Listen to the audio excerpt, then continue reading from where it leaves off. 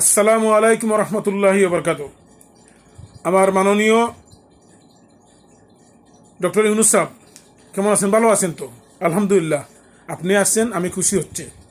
তবে আপনার কাছে আমার একটা অনুরোধ হচ্ছে, আপনি 3 মাস, 6 মাস, 10 মাস, 6 বছর সমস্যা নাই, আপনি পুরানা পুলিশগুলা বাছাই করিয়া, যারা খারাপ আছে ওদেরকে বাছাই করিয়া ওদেরকে চাকরি থেকে বহিষ্কার করেন। এরপরে ছাত্রের মধ্যে আমাদের কলিজার টুকরা যে ছাত্ররা, যার কারণে, যার বিনিময়ে আমরা দেশ আবার ফিরে পাইছি, ওদেরকে আপনি বাছাই করে আনেন। 2-4 মাস ট্রেনিং দিয়া ওদেরকে আপনি পুলিশে চাকরি দেন।